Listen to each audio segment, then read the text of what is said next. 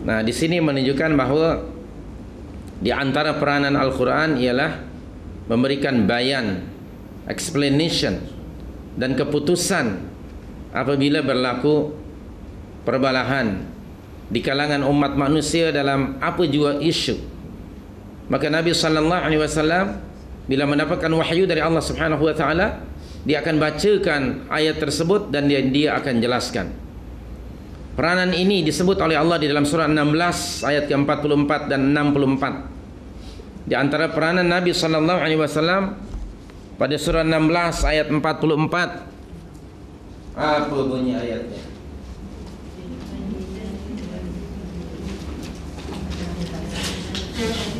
Yaitu litubayyina. Betul tak? Litubayyina linnasi ma nuzzila ilaihim.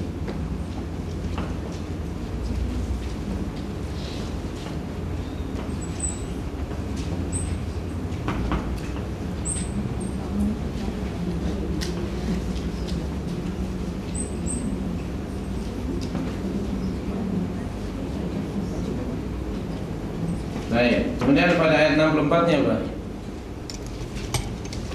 Ayat 64.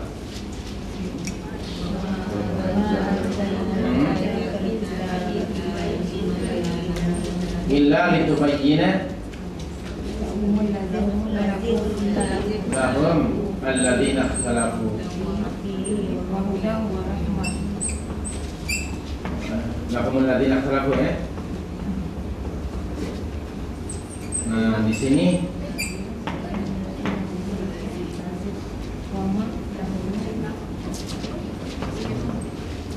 betul ya ayatnya ya.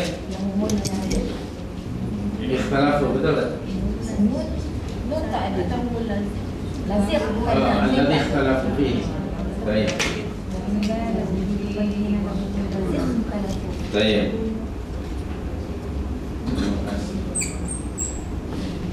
Baik. Kita perhatikan di sini ada kalimat, ada dua di sini ya. Dua-duanya ada bayan, ya. Litubayyina linnas. Untuk kamu apa? Menjelaskan kepada manusia. Apa yang betul dijelaskan? Ma nuzzila ilaihim. Apa yang diturunkan ke atas mereka, yakni ayat-ayat Al-Qur'anul Karim, maka dijelaskan oleh Nabi sallallahu alaihi wasallam. Atau yang kedua yang akan dijelaskan oleh Rasulullah ialah apabila berlaku ikhtilaf, perbezaan pandangan dan pendapat di kalangan mereka. Jadi yang ini bersifatnya umum. Ini sebagai hudan, panduan. Yang di atas itu turun saja ayat Al-Quran. Jika mereka tidak memahami, maka Nabi SAW akan menerangkan, menjelaskan ayat, maksud ayat tersebut dan apa yang dikehendaki oleh Allah di dalam ayat tersebut. Sementara yang kedua nih, ayat yang ke-64-nya, apabila berlaku perbezaan pandangan, ikhtilaf, perselisihan, perbalahan di kalangan umat, maka itu tidak akan dibiarkan turun ayat Al-Quran dan Nabi SAW berperan sebagai orang yang menjelaskan apa yang mereka berbeza pandangan pada masalah itu, dijelaskan nanti mana yang benar menurut panduan Allah Subhanahu wa ta'ala. Itu peranan Rasul sallallahu alaihi wasallam. Dan Nabi tidak akan memberikan keputusan kecuali berdasarkan wahyu. Oleh itu keputusan Rasul mesti diterima. Kalau Anda masih ingat surah 4 ayat 65. Itulah kewajiban setiap mukmin, harus selalu mendengar dan menerima keputusan Nabi. Nah, dari keterangan ayat ini, kalau kita merujuk kepada Al-Quranul Karim, di antara kandungan Al-Quran ialah memberikan bayan, explanation, clarification pada tiap-tiap perkara atau bagi tiap-tiap perkara yang diperlukan oleh manusia.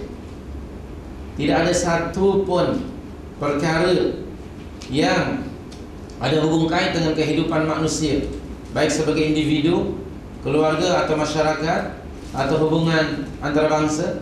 Tidak ada satu perkara pun yang menyangkut dengan kehidupan manusia untuk urusan dunia dan akhiratnya, melainkan Anda akan mendapati bayan, explanation di dalam Al-Quranul Karim.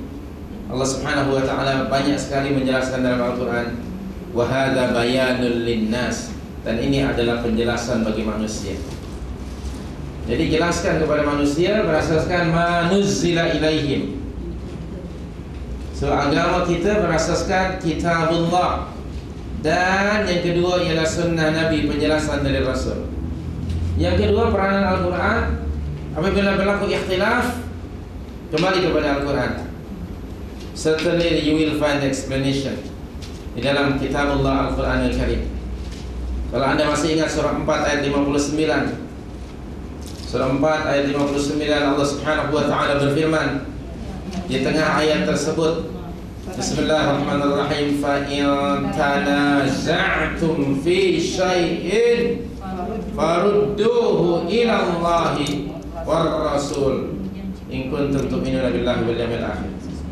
Maka fa in tanaza'tum, apabila kamu berbeza pandangan, berbalah pandangan, fi syai'in, dalam urusan apa saja, kamu berbeza pandangan, berselisih pendapat dalam isu apa saja, fi syai'in umumnya individual, maka what should we do?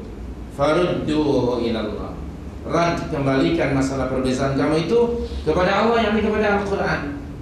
Karena dalam Al-Quran anda akan mendapati penjelasan, solution.